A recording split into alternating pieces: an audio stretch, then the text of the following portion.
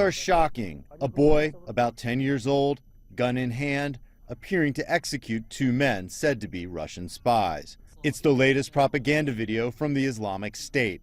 CCTV cannot independently verify the authenticity of the video. The boy is believed to be from Kazakhstan. He has appeared in previous ISIL videos training with other young boys. And children are being used for more than just propaganda. A bomb strapped to a girl of about 10 exploded in northern Nigeria on Saturday, killing at least 16. Authorities believe Boko Haram was behind the attack. This 14-year-old once carried a machine gun and fought with ISIL. He has since left the group, but would not allow his identity to be revealed. He says children make easy targets for terrorist recruiters. ISIL prefers young children more than adults because they can convince children and wash their brains. And once recruited, he says children make obedient soldiers. If the prince orders a child to slaughter his father, the child will do it without hesitation. Terrorist groups often show young people in their videos, and in 2014, ISIL presented young boys to a reporter from Vice News.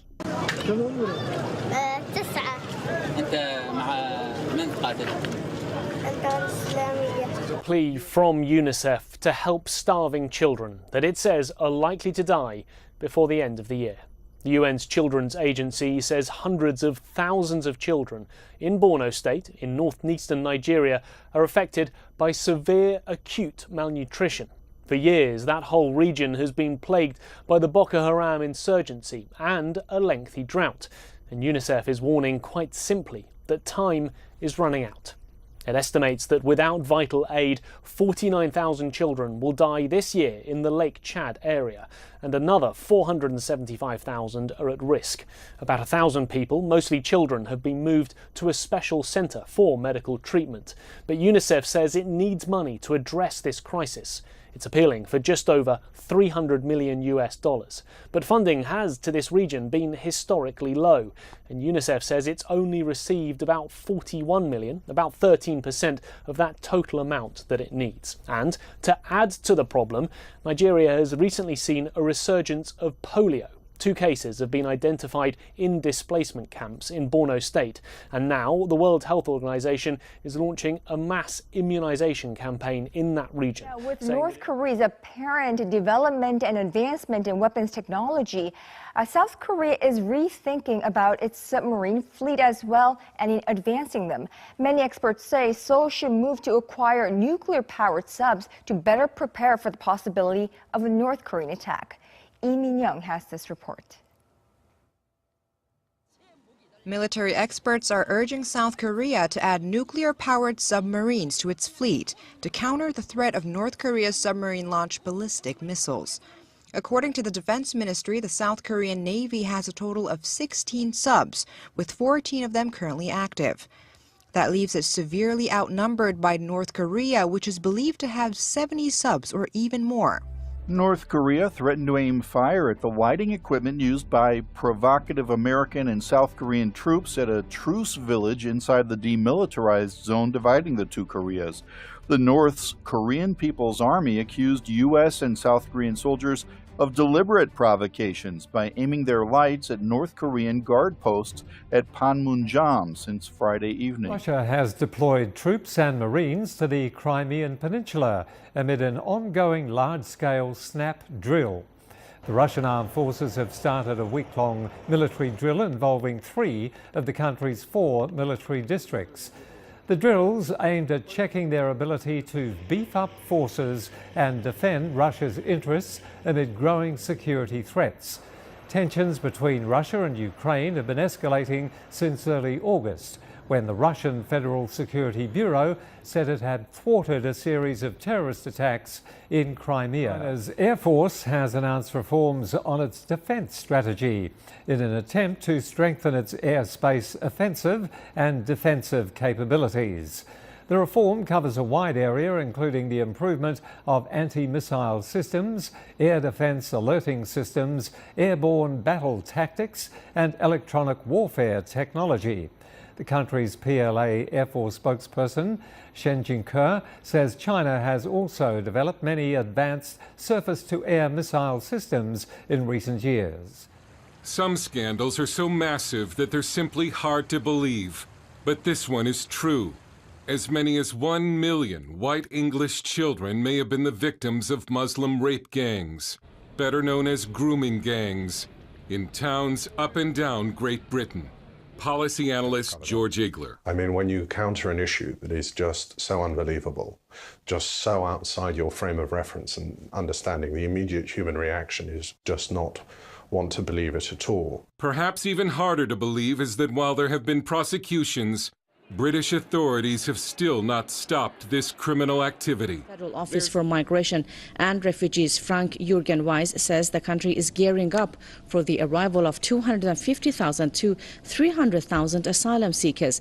Weiss also says if the number exceeds the estimated figure, it will put further pressure on his office, adding such a scenario would be unlikely. Germany registered some 1.1 million refugees in 2015.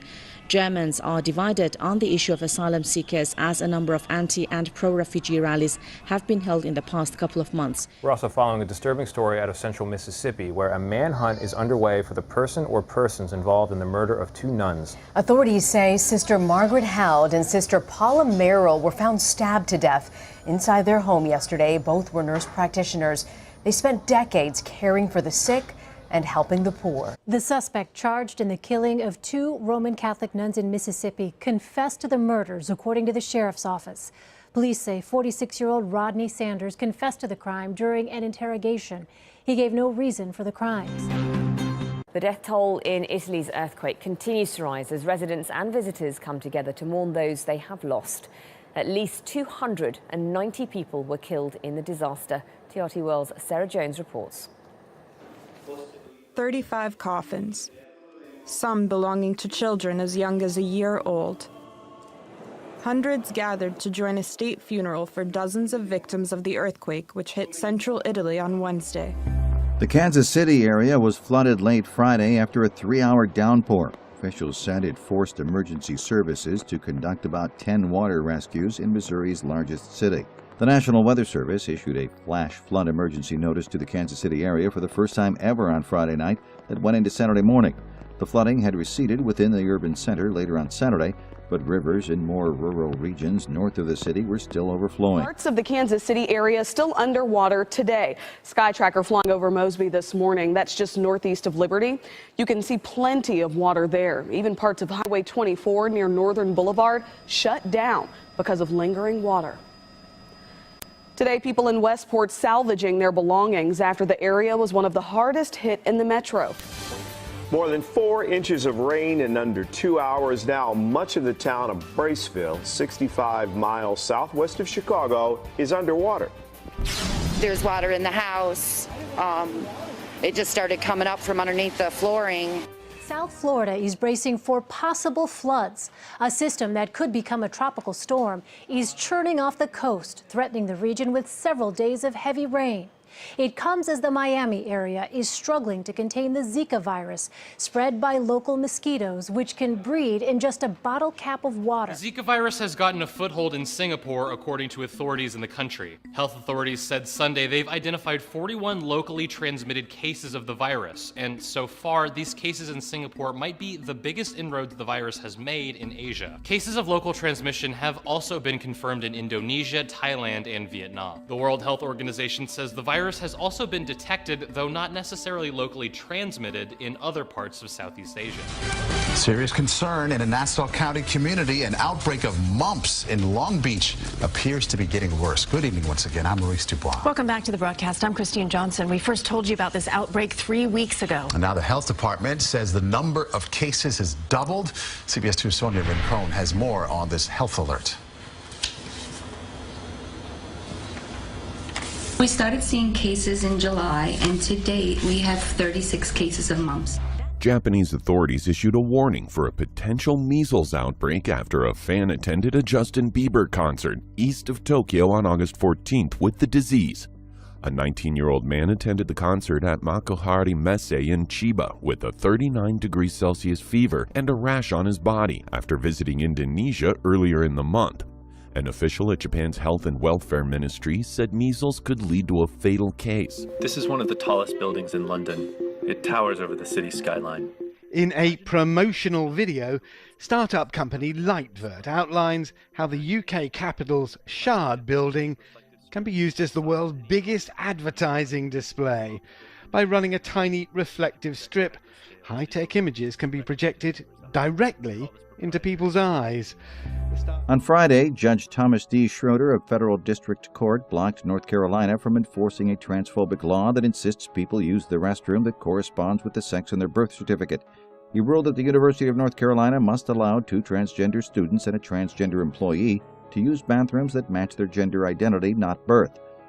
He stated the court has no reason to believe that an injunction returning to the state of affairs as existed before March 2016 would pose a privacy or safety risk for North Carolinians, transgender or otherwise. There's been a lot of talk about gender-neutral restrooms recently, with politicians and celebrities alike weighing in on whether or not it's safe for women, men, and gender-nonconforming people to use the same bathroom.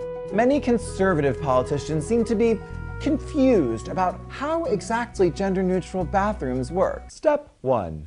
Find a gender-neutral restroom. Most likely, it will be difficult to find, unclearly marked, or placed in an inconvenient location. Step 2.